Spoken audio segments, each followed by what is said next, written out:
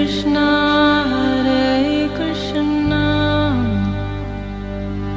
Krishna Krishna Hare Hare Hare Rama Rama Rama Hare Hare। नमस्कार, radio मानव रचना 107.8 FM पर मैं हूं सरिता आपके साथ और ये वक्त है प्रोग्राम आत्मदर्शन का। और इस प्रोग्राम में हमेशा की तरह हमारे साथ मौजूद हैं रागले खदासे जी, चरण आश्रित योगाचार्य श्री श्रीमद् भक्ति वेदांत नारायण गोस्वामी जी की शिष्या। मैम, आपका बहुत बहुत स्वागत है हमारे स्टूडियो में। हरे कृष्ण। आत्मदर्शन प्रोग्राम में जैसा कि आप सब जानते हैं कि पिछले अपने कई एपिसोड से हम बात कर रहे हैं श्री श्री बृहद भागवतामृतम के बारे में, जिसमें भागवतम के 18,000 श्लोकों का सार है और बहुत ही खूबसूरत प्रसंगों के माध्यम से इस भागवतामृतम की व्याख्या की गई है। और इसमें परीक्षित महाराज जी उत्तरा देवी जी को, अपनी माता जी को सुना रहे हैं नारद मुनि जी की भ्रमण यात्रा के बारे में, उनकी खोज के बारे में। बहुत सारी रोचक कहानियाँ इसमें जुड़ी हुई हैं और बहुत सारी जानकारी हम श्री कृष्ण की लीलाओं के बारे में भी जान रहे हैं।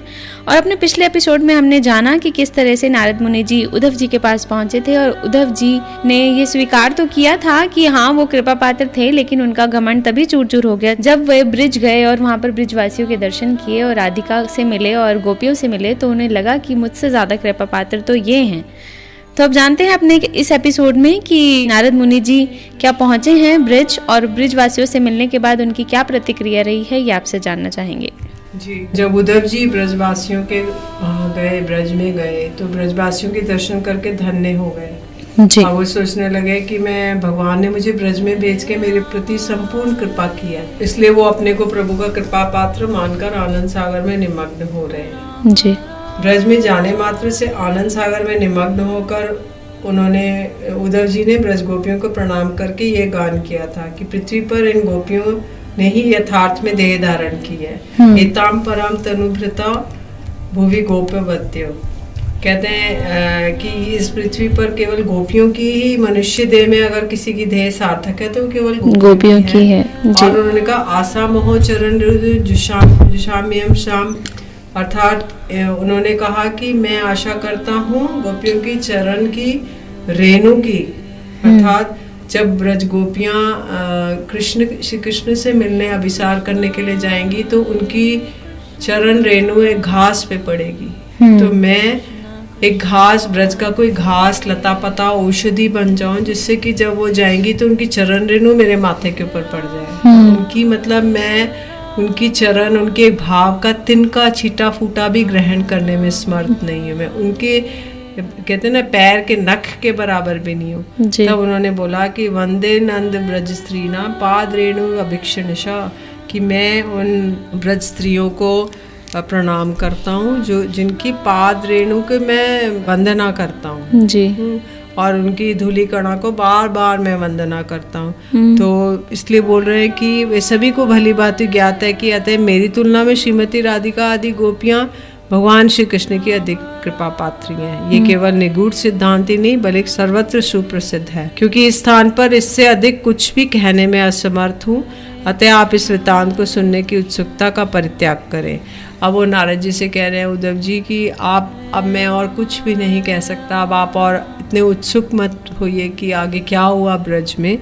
और विशेषकर ब्रज गोपियों के महात्म्य को श्रवण करने से सत्यभामा आदि महिषियों को दुख हो सकता है, क्योंकि अगर वो इतना उत्कर्ष उनका बताएंगे तो सत्यभामा सोचेंगी कि, जितनी भी रुक्मणी सत्यभामा सोचेंगी अरे हम लोग तो कुछ नहीं है। हाँ। अतः उन्हें सापत्न्य और स्वात या प्रतिद्वंदी भाव उत्पन्न होने के भय से गोपियों के महात्म्य के विषय में कुछ भी बोलना कर्तव्य नहीं है। तो उन्हें लगेगा स्वात के बारे में बता रहे हैं, सपत्नी भाव आएगा। तो इसलिए भगवान में परम प्रेम में पीड़ा उत्पन्न होने की उनकी आशंका है। तो इसलिए इस वृत्तांत को आप श्रवण करने का आग्रह छोड़ दीजिए, अर्थात ब्रजवासियों की कथा को श्रवण करने में जो आपका रस लामपट्टे है उसे विराम दीजिए, अन्यथा किसी विशेष अनर्थ होने की संभावना है। तो उद्धव जी कह रहे हैं आप इसको मत सुनिए, और आपका, क्योंकि आप तो लंपट है, आप रस लंपट है, मतलब रस के बड़े लोभी हैं, आपको रस कथा बहुत अच्छी लगती है, तो आप चाहते हैं मैं ब्रजवासियों का गुणगान करूं, ये वो, किंतु मैं अभी नहीं करूँगा क्योंकि ये उपयुक्त स्थान, कहते देश काल पात्र के हिसाब से कथा होनी चाहिए। तो ये उपयुक्त देश नहीं है, द्वारका है, काल अभी उपयुक्त नहीं है जी। और पात्र उपयुक्त नहीं है, इसलिए मैं आपको ये कथा नहीं सुना सकता जी। तो महाराज परीक्षित कह रहे हैं, उत्तरा देवी मैया को कह रहे हैं कि उद्धव के वचनों को, अभिप्राय को जानकर रोहिणी जी, जो बहुत समय तक गोकुल में रहने, क्योंकि बलराम जी की मैया है रोहिणी जी, वो बहुत समय तक वहीं पे रही, क्योंकि बलराम जी का जन्म हुआ, वो बड़े हुए, तो रोहिणी जी वहीं पे निवास करती थी। तो वे वहाँ के निवासियों को अत्यंत प्रिय थी। प्रेमाश्रु बहाते हुए इस प्रकार कहने लगी। रोहिणी देवी ने कहा, हे हरिदास उद्धव, तुम शांत हो जाओ। मैं जिन लोगों की चिंता को छोड़कर कुछ सुखी हुई थी, उन महादुर्दैव के मारे, तो रोहिणी जी कहनी है, मैं उनकी चिंता करते करते कितना दुखी थी। अभी मैं थोड़ा सा उनको छोड़कर थोड़ा वो अपना मन को कहीं और लगाने की चेष्टा कर रही थी। वे महादुर्दैव के मारे वे सौभाग्य गंध से रहित दैन्य सागर में निमग्न, भीषण शोक रूपी बड़वानल ज्वाला से संतप्त और विरह के विष से जर्जरित ब्रजवासियों की याद मुझे मत दिलाओ। रोहिणी जी कह रही है कि तुम मुझे मत दिलाओ कि उनको कितना भीषण बड़वानल, मतलब एक तो दावानल होता है जो जंगल में एक वृक्ष के दूसरे वृक्ष के साथ घर्षण करने से होता है। बांस का वृक्ष एक बांस के वृक्ष से घर्षण करता है। एक बड़वानल होता है जो समुद्र में लगता है। अच्छा। तो समुद्र में कहते हैं उस बड़वानल से भी अधिक उनका जो शोक रूपी विरह नल है उससे भी ज्यादा बड़ा है। तो तुम मुझे उसकी याद मत दिलाओ। ब्रजवासियों को कैसे श्री कृष्ण ने एकदम कठोर हृदय से छोड़ दिया और आज तक उनको उनकी सुध नहीं ली है, तो मैं ये सब सहन नहीं कर सकती जी। उन ब्रजवासियों का ना तो स्मरण करना और ना ही कराना। तो हे आर्य पुत्र वसुदेव मुझे गोकुल ले जा रहे थे जिस समय, तो महाकादर यशोदा के महान रोदन को सुनकर अत्यंत कठोर पाषाण भी रोने लगा। कहते वसुदेव जी आकर रोहिणी जी को गोकुल से ले जा रहे थे, तो यशोदा जी ने महारोदन किया कि रोहिणी जी तो जा रही हैं जी, किंतु मैं तो यहीं रह गई। तो इसलिए उन्होंने इतना रोदन किया कि पाषाण भी गल जाए, मतलब पत्थर भी गल जाए और द्रवीभूत हो गए और वज्र भी विदीर्ण हो गए। किंतु पाषाण और वज्र से भी अधिक महाकठोर केवल एक व्यक्ति का हृदय नहीं पिघला था, वो श्री कृष्ण थे जी।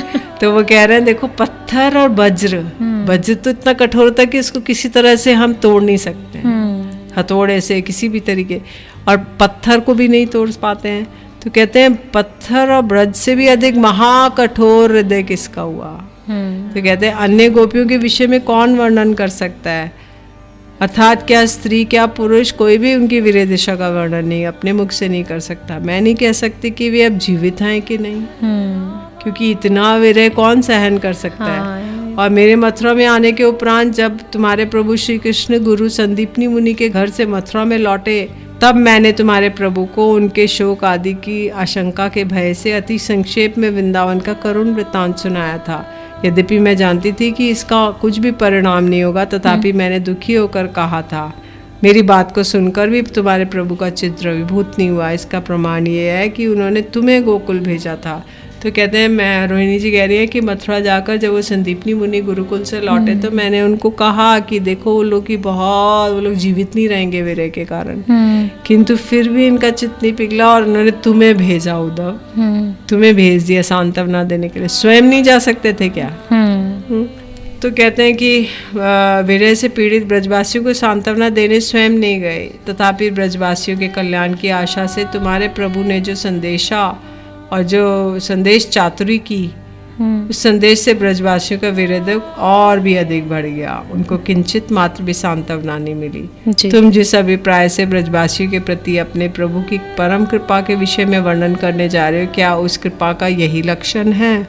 तो कहते हैं वो लोग, उद्धव जी तो उनको सांत्वना देने गए थे कि मैं तो बृहस्पति का शिष्य हूँ और मैं वृष्णियों में सर्वश्रेष्ठ हूँ, सलाहकार मित्र हूँ, मंत्री हूँ, मैं बड़ा बुद्धिमान हूँ, तो मैं तो श्री कृष्ण ने कहा तुम मेरे माता पिता और ब्रजवासियों को सांत्वना दे के आओ। तो उद्धव जी ने सोचा ये कौन सा बड़ा काम है, मैं जाऊंगा और इन्हें सांत्वना चुटकी भर में दूंगा, मैं बुद्धिमान तो हुई, मैं उन्हें चुटकी भर में सांत्वना देकर और आ जाऊंगा, ये कौन सा बड़ा काम है।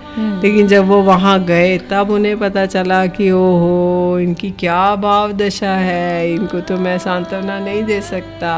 तो क्योंकि नंद बाबा कह रहे हैं उद्धव तुम्हारे तो अभी अकल की दाढ़ ही नहीं आई है तुम तो कहते हैं कि उद्धव जी की जो ज्ञान की गुजरी थी वो सब ब्रजवासियों ने बहा दी। और बोलते हैं कि वहाँ तो प्रेम के अतिरिक्त ज्ञान का कोई स्थान नहीं था ब्रजवासियों में। तो इसलिए उद्धव जी वहाँ पे 6 महीने रहे। ब्रज गोपियों ने उन्हें खूब सारे स्थान दिखाए, सारी लीलाएं बताएं कि यहाँ पे ऐसे करते थे श्याम सुंदर, यहाँ पे ऐसे करते थे, सारी बातें बताई। और फिर उसके बाद उद्धव को बोला देखो उद्धव जब तुम वापस जाओगे श्री कृष्ण के पास तो सारी बातें हमारी ये दशा का वर्णन एक साथ मत करना, धीरे धीरे थोड़ा थोड़ा बताना। क्योंकि अगर कोई जर्जरित वस्त्र होता है, पुराना वस्त्र होता है, अगर उसको हम जोर से निचोड़ते हैं तो वो फट जाता है। तो कहते हैं श्री कृष्ण की हृदय की अवस्था इतनी विदीर्ण है कि तुम जाके अगर ऐसा बताओगे तो वो अपने शरीर को धारण नहीं कर पाएंगे और मृत्यु हो जाएगी। तो तुम इसको धीरे धीरे थोड़ा थोड़ा रोज बताना। तो जब उद्धव जी वहाँ पे पहुँचे तो श्री कृष्ण ने कहा कि उद्धव क्या ब्रज में सब ठीक है। तो उद्धव जी ने कहा प्रभु सब कुछ ठीक है पर यमुना में बाढ़ आई हुई है। बोले यमुना में क्यों बाढ़ आई है। बोले ब्रजवासियों के आंसुओं से यमुना में बाढ़ आ गई है। जी रेडियो मानव रचना 107.8 FM पर मैं हूं सरिता, आपके साथ प्रोग्राम चल रहा है आत्मदर्शन, जहां हम जान रहे हैं श्री श्री भागवतामृतम के बारे में। अभी जो है रोहिणी जी जो है अपना सार प्रकट कर रही हैं, अपनी वेदना प्रकट कर रही हैं कि जब उन्होंने ब्रज छोड़ा तो वहाँ पर किस तरह से गोपियों की दशा थी, उसका बखान भी वो नहीं कर पा रही हैं क्योंकि वो बहुत ही ज़्यादा अंदर से अव्यवस्थित सी हैं। उनको समझ ही नहीं आ रहा है कि यहाँ पर अगर बखान किया जाएगा तो ये उचित स्थान नहीं है इस चीज़ को बखान करने का। आगे जानेंगे इस कड़ी में क्या हुआ, लेकिन एक छोटे से म्यूजिकल ब्रेक के बाद सुनते हैं एक प्यारा सा भजन, फिर लौट कर आते हैं। आप जुड़े रहिए रेडियो मानव रचना 107.8 FM के साथ प्रोग्राम आत्मदर्शन में। Feel good feel live.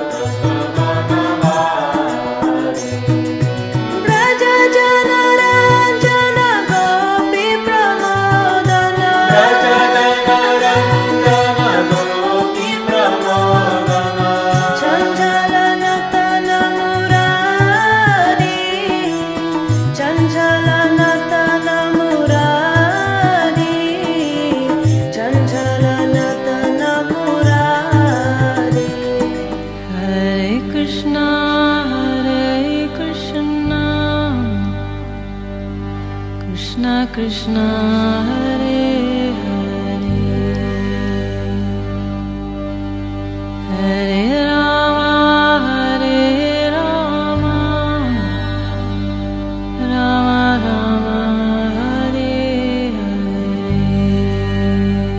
स्वागत है आप सभी का एक बार फिर रेडियो मानवरचना 107.8 FM पर। मैं हूं सरिता, आपके साथ प्रोग्राम चल रहा है आत्मदर्शन, जिसमें हम जान रहे हैं श्री श्रीमद् भागवतामृतम के बारे में।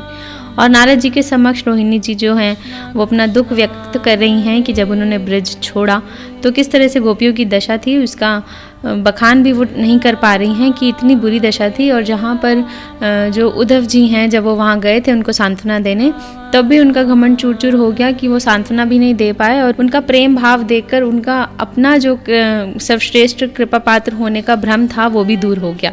जानते हैं आगे इस कड़ी में क्या हुआ। रोहिणी जी और भी कह रही हैं, श्री कृष्ण में के ब्रज में आने से पहले मैंने देखा था, वहाँ पर दीर्घ काल तक निवास करके सब कुछ साक्षात रूप में अनुभव किया।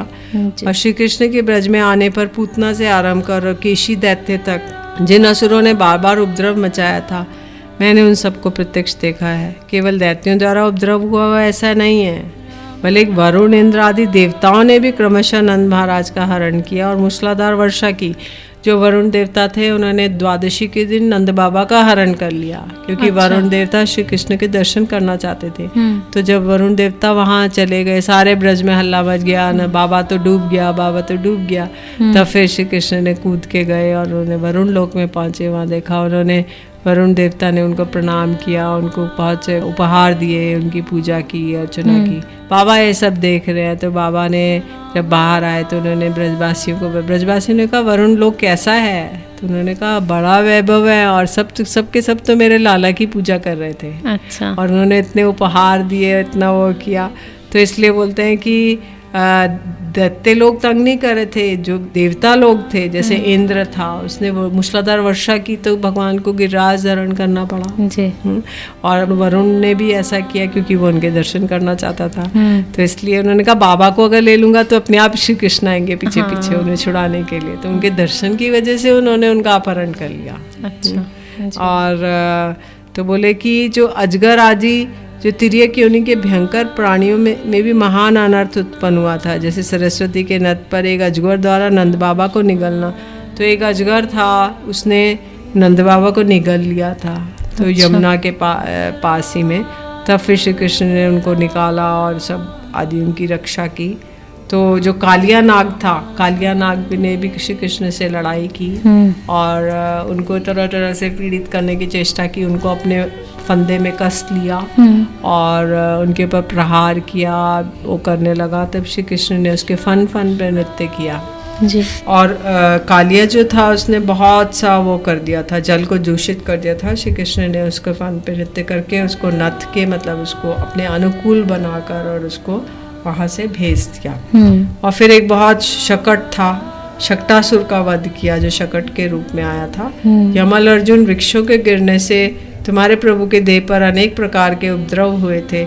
यमल अर्जुन मतलब जुड़वा अर्जुन के वृक्ष थे, जो कि जिनको कि द्वापर में एक अभिसंपाद मिला था कि वो वृक्ष योनि को, वो जो कुबेर पुत्र थे जिनको वृक्ष योनि की प्राप्ति हुई थी। श्री कृष्ण ने जब ओखल से बंधे थे, मैया ने ओखल से बांधा, तो ओखल को लेके दोनों वृक्षों के बीच से निकले, जिसकी वजह से वो दोनों की परम मुक्ति हो गई। अब वृक्ष धराम से गिरे और उनके अंदर से देवता स्वरूप प्रकट हुए। तो कहते हैं ऐसे दुख के समय भी श्री कृष्ण के प्रति प्रीति क्षीण नहीं हुई ब्रजवासियों की। ब्रजवासियों पे इतनी विपत्ति आई, इतने दैत्य, इतने सब कुछ आए, लेकिन वो लोग, उनकी उत्तरोत्तर वृद्धि ही होती रही उनके प्रति जो प्रेम था जी। तब प्रभु के ब्रज में आगमन से पूर्व वहाँ ऐसे उपद्रव नहीं होते थे। तो बोले तुम्हारे प्रभु आए तो बेचारे ब्रजवासियों पे इतनी विपत्ति आई, इससे पहले तो नहीं होती थी। अच्छा। कोई असुर या देवता ऐसे नहीं करता था, क्योंकि तुम्हारे प्रभु आए इसलिए ब्रजवासियों पे इतनी विपत्ति आई।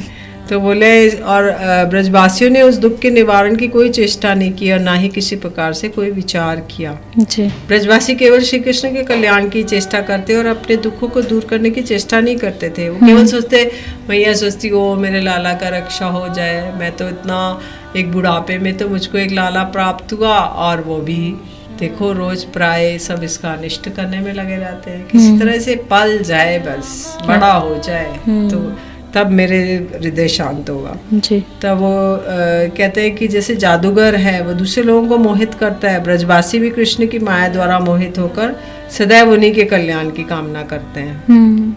तो रोहिणी देवी और भी कुछ बतला रही हैं। ब्रजवासियों ने स्वाभाविक प्रेम से अपना सब कुछ श्री कृष्ण के सुख के लिए समर्पण कर दिया था, अथवा वे लोग श्री कृष्ण के लिए सब कुछ करते थे, अपने किसी स्वार्थ की पूर्ति के लिए कुछ भी नहीं करते थे। उनको केवल सब कुछ, उनका जो स्वार्थ था वो श्री कृष्ण में ही था, वो अपने लिए कुछ भी नहीं करते थे। श्री कृष्ण की प्रसन्नता के लिए, उनकी रक्षा के लिए, उनके पालन के लिए सब कुछ प्रार्थनाएं करते थे जी। तो वो कह रहे हैं कि तुम्हारे प्रभु श्री कृष्ण को नंदनंदन ही समझते थे, परमेश्वर या यदुनंदन नहीं। कहते हैं कि जो आपके प्रभु हैं उसको वो नंदनंदन बोलते थे, नंद बाबा के पुत्र हैं, वो नहीं सोचते थे परमेश्वर हैं या ये वसुदेव नंदन है। श्री कृष्ण के प्रति ब्रजवासियों की वैसी स्वाभाविक परम प्रेम के उदय होने के कारण उस प्रेम के अनुरूप ही व्यवहार करते थे। तो क्योंकि वो अपना पुत्र समझते थे, अपना प्रियतम समझते थे, इसी भाव से उनका, और सखा लोग उनको अपना सखा समझते थे, तो वैसा ही व्यवहार करते थे, ना कि वो उनको अपना परमेश्वर या कुछ समझते थे जी। तो कहते हैं तुम्हारे प्रभु ने अपने स्वार्थ की पूर्ति के लिए जिस समय ब्रज में वास किया था, उस समय भी उन्होंने ब्रजवासियों का कुछ भी उपकार नहीं किया जी। अब तो उनका स्वार्थ पूर्ण हो गया है। कहते हैं, अब रोहिणी जी कह रही हैं, रोहिणी मैया की देखो वो कितने स्वार्थी थे, उन्होंने ब्रज में वास किया और अपनी ब्रजवासियों से समझ प्रेम लिया और उनका कुछ भी उपकार नहीं किया, और अब वे अपने आत्मीय स्वजनों के साथ सुखपूर्वक मथुरा में वास कर रहे हैं। तात्कालिक स्वार्थ सिद्धि के लिए प्रच्छन्न रूप में अर्थात छिपकर ब्रज में वास द्वारा उन्होंने कंस के वध आदि इस प्रयोजन को पूर्ण किया था। इस प्रकार तुम्हारे प्रभु ने ब्रजवासियों का परित्याग आदि जो सब कर्म किया है वह किससे कहूँ, अपितु वह किसी को बतलाने योग्य भी नहीं है। यहाँ पर वैसा अर्थात उसके सुनने योग्य कोई भी व्यक्ति नहीं है। श्री कृष्ण की अपकीर्ति के बात को किसी से कहना भी उचित नहीं है। रोहिणी मैया के इन वचनों को सुनकर निर्लज चेष्टा करने वाली कंस की माता पद्मावती कहने लगी, निर्लज आचरण करने वाली कहने का उद्देश्य यह है कि इसी पद्मावती ने द्रुमिल दैत्य के द्वारा पुत्र उत्पन्न किया था जी। तो कंस जैसे दुष्ट पुत्र के मरने पर भी इस पद्मा ने क्रंदन और महाविलाप किया था, क्योंकि वो इतना क्रूर था, फिर भी उसने महाविलाप किया, क्रंदन किया। कुबुद्धिमती के रूप में प्रसिद्ध है, बुढ़ापे के कारण विचारहीन है, अथवा रोहिणी देवी द्वारा श्री कृष्ण के प्रति किए गए आक्षेप की चतुरता के कारण वे सिर को कपाते हुए कहने लगी, अहो बड़े दुख की बात है, बचपन से ही श्री कृष्ण कांटों के वन में उन निष्ठुर गोपों के गैया चराते रहे और वैसा दुख सहकर भी वह ब्रज में स्थिर होकर खड़े रहे। अब वो अपनी तरफ से श्री कृष्ण की वो कर रही है। तो पद्मा देवी जो है वो कह रही है कि देखो ये ब्रजवासी कितने कठोर हृदय थे, तो ये श्री कृष्ण को गैया चराने भेज देते थे और वहाँ पे इनको वो ब्रज में मतलब कांटों के वनों में जाते थे और नंगे पैर जाते थे, उनको कोई पादुका छतरी कुछ नहीं देते थे ये जो ब्रजवासी थे जी। और भी कह रही हैं कि कांटों के वनों में भ्रमण करते हुए उन्होंने श्री कृष्ण को पादुका भी नहीं दी और कभी भूख से आतुर होकर वह थोड़ा सा मक्खन खा लिया करते या छाछ पी लेते या दूध पान कर लेते तो यशोदा आदि गोपियाँ उनको गाय बांधने वाली रस्सियों से बांध देती थी। कहते हैं कि भाई बच्चा थोड़ा तो भूख लगेगी, तो छाछ पीते मक्खन खाते तो उनको बांध देती थी, उनका कान उमेटती थी। इतना क्रूर व्यवहार करते थे ब्रजवासी। और कह रही हैं कि उसके लिए श्री कृष्ण को डांटती डपटती, जिससे कृष्ण अत्यंत रोदन करते।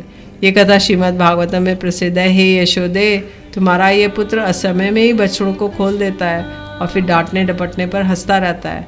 कभी चोरी करके दूध दही आदि को खा लेता है और बंदरों को भी बांट देता है। श्री कृष्ण क्या करते, काल की कुटिल गति जानकर उन्होंने गोपालन आदि के दुख को भी सहन किया। पद्मा जी कह रही हैं और आगे कि वो छोटा बच्चा क्या कर सकता है। सोचा मेरे भाग्य में जो है वही हो रहा है। गैया पालना कोई आसान काम नहीं है, उसको चराने के लिए वन में जाना पड़ेगा और नंगे पैर जाना पड़ेगा, धूप सहनी पड़ेगी।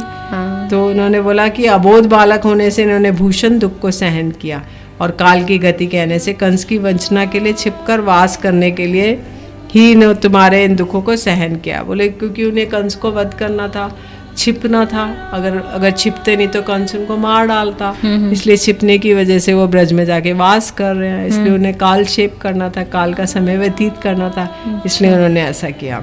महाराज परीक्षित ने कहा, रोहिणी देवी बड़ी बुद्धिमती और गंभीर स्वभाव की थी, समस्त ब्रजवासियों की प्रिय थी। अतः वे पद्मावती के वचनों को अनसुना कर अपनी बात को आगे कहने लगी। रोहिणी देवी ने कहा, शत्रु का विनाश करके श्री कृष्ण ने यादवों की राजधानी मथुरा को प्राप्त किया और अब राजराजेश्वर के रूप में विश्राम सुख का उपभोग कर रहे हैं। तो रोहिणी देवी कहने लगी, देखो शत्रुओं का सब विनाश हो गया, तो श्री कृष्ण ने यादवों की राजधानी में जाकर मथुरा को प्राप्त किया और अब वो राजराजेश्वर है और विश्राम सुख का उपभोग कर रहे हैं। तुम्हारे प्रभु श्री कृष्ण ने परिजात वृक्ष के हरण के समय जिनको परिजात किया था वे सब देवता और नरकासुर वध द्वारा वे राजा उपकृत हुए थे। वे सब राजा उनके चरणों की वंदना करते हैं और ब्रज में जाने की बात तो दूर, अब तो वे ब्रजवासियों का स्मरण भी क्यों करेंगे। हो, बड़े दुख की बात है। तो रोहिणी जी कह रही हैं, देखो इन्होंने परिजात वृक्ष हरण किया और जो नरकासुर आदि उनका वध किया, तो अब ये सब राजा उनकी वंदना करते हैं, लेकिन अब तो ये ब्रज में जाने की बात तो दूर ही है, उनको स्मरण भी नहीं करते ब्रजवासियों को। तो महाराज परीक्षित ने कहा, रोहिणी देवी के वचनों को सहन न कर पाने के कारण कृष्ण के हृदय में सदैव वास करने वाली श्री कृष्ण की प्रिया भीष्मक नंदिनी रुक्मणी देवी इस प्रकार कहने लगी। श्री रुक्मणी देवी ने कहा, हे माता, नवनीत से भी अधिक कोमल हृदय वाले प्रभु के आंतरिक भावों के विषय में किंचित मात्र भी न जानकर आप ऐसी बातें क्यों कह रही हैं। तो वो रुक्मणी जी कहने लगी कि आपको ऐसी बातें करना सुशोभित नहीं है, क्योंकि आप जानती हैं कि प्रभु का हृदय नवनीत से भी कोमल है, मतलब मक्खन से भी कोमल है, तो आपको ऐसी बातें करना सुशोभित नहीं है जी।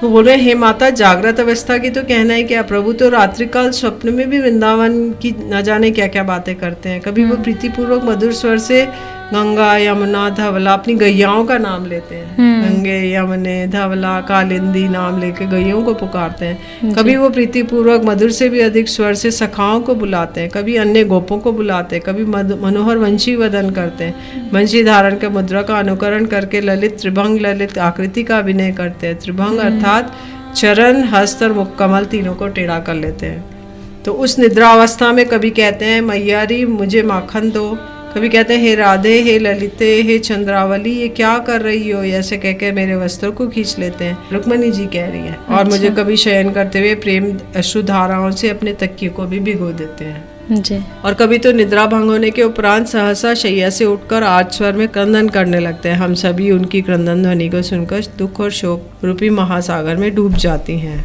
जी। अन्य दिनों की बात तो क्या है, आज की रात्रिकाल की उन्होंने एक स्वप्न देखा था जिसके शोक से वे अत्यंत आतुर होकर रोते रोते बड़े अधीर हो रहे हैं। अब दिन निकल आने पर जागृत होने पर भी अपने पीताम्बर द्वारा मुख कमल को ढककर निद्रित व्यक्ति के जैसे शैया पर लेटे हुए हैं। तो कहते हैं, और दिनों की बात छोड़ो, कल रात में उन्होंने कुछ ऐसा स्वप्न देखा जिसकी वजह से वो रो रहे हैं और अपने पीताम्बर को ढक के शैया पे लेटे लेटे रो रहे हैं। अत्यंत दुख के कारण निद्रा रहित होने पर भी निद्रित व्यक्ति की भांति शैया पर शयन कर रहे हैं। बड़े दुख की बात है, इन्होंने अभी तक स्नान आदि नित्य क्रिया भी नहीं की। तो महाराज परीक्षित कह रहे हैं, ये सब सुनकर सत्यभामा ईर्ष्या से भरकर अथवा शुभ होकर अन्य महिषियों के साथ कहने लगी, हे रुक्मिणी, आप ऐसा प्रलाप क्यों कर रही हैं? क्या केवल निद्रा में ही प्रभु ऐसा करते हैं? निद्रित अवस्था में, स्वप्न में जिस प्रकार प्रभु अपने नाम ले लेकर गैयों को पुकारते, जागृत अवस्था में भी पुनः पुनः वैसा ही करते हैं। तो अलग अलग महिषियाँ अलग अलग अपना एक्सपीरियंस, अपना वो बखान कर रही हैं श्री कृष्ण के साथ कि नहीं नहीं ब्रजवासियों को स्मरण करते हैं। क्योंकि रुक्मिणी देवी कह रही है कि नहीं नहीं वो नहीं करते हैं, कि तू ये महिषा बता रही कि हम लोग उनके साथ रात में सुबह होते हैं, तो हम लोग ये बता रहे कि वो लोग स्मरण करते हैं जी। तो स्वप्न और जागरण दोनों को अवस्थाओं का पुनः पुनः वैसा ही आचरण करते हैं। हम तो इनकी नाम मात्र की पत्नी है, वास्तव में परमार्थिक दृष्टि से नंद ब्रज की गोपरमणियाँ ही दासियाँ ही प्रभु की हम लोग से कहीं अधिक प्रिय हैं जी। तो महिषियों की बात को सुनकर गोकुल और गोकुल वासियों के प्राणों के बंदी रोहिणी नंदन श्रीमान बलदेव प्रभु रोषपूर्वक कहने लगे। तो अब बलदेव जी आकर अपना ब्रज के भावों को व्यक्त कर रहे हैं। इससे पहले सब महिषियों ने किया और रोहिणी जी ने किया, अब बलदेव प्रभु जी आगे इस सब चर्चा को चला रहे हैं जी। रेडियो मानवरचना 107.8 FM पर मैं हूं सरिता, आपके साथ प्रोग्राम चल रहा है आत्मदर्शन, जहां बहुत ही रोचक प्रसंगों के माध्यम से हम जान रहे हैं श्री श्रीमद् भागवतमृतम के बारे में। परीक्षित महाराज जी उत्तरा देवी जी को समझा रहे हैं, बता रहे हैं श्री कृष्ण की लीलाओं के बारे में, कि जहाँ पर रोहिणी जी तो ये बता रही थी, जो बलदेव की माता जी हैं वो बता रही थी कि श्री कृष्ण का जो हृदय वो बिल्कुल पत्थर का हो गया था जब उन्होंने ब्रज छोड़ा। गोपियाँ इतना विलाप कर रही थी लेकिन उनका दिल बिल्कुल भी नहीं पिघला और वो उनको छोड़कर आ गए। वहीं दूसरी ओर जो पद्मावती जी हैं, कंस की माता जी हैं और रुक्मिणी जी हैं, वो अपना अलग अलग एक्सपीरियंस, अपनी अपनी अलग बातें बता रही हैं कि नहीं वो उनको याद करते हैं, उनको स्मरण करते हैं और कभी कभी उनकी याद में वो रोते भी हैं। ये सब अपने अपने एक्सपीरियंसेस, अपने अपने भाव जो हैं ये सब व्यक्त कर रहे हैं नारद मुनि जी के समक्ष। आज के लिए फ़िलहाल इस एपिसोड में इतना ही। आगे अब जानेंगे कि बलदेव जी ने आकर जो है उनके साथ अपना एक्सपीरियंस शेयर किया, अपने जो भाव हैं वो व्यक्त किए हैं नारद मुनि जी के साथ, ये सब जानेंगे लेकिन अपने अगले एपिसोड में। अभी के लिए रागलेखा दासी जी आपका बहुत बहुत शुक्रिया हमारे स्टूडियो में आने के लिए और इतनी ज्ञानवर्धक बातें हमसे शेयर करने के लिए। हरे कृष्ण। इस कड़ी को आगे जारी रखेंगे, अपने अगले एपिसोड में आपसे मुलाकात होगी, लेकिन अभी के लिए मुझे दीजिए इजाज़त और सुनते रहिए रेडियो मानवरचना 107.8 FM पर आने वाले और भी प्रोग्राम्स को। Feel good, feel live.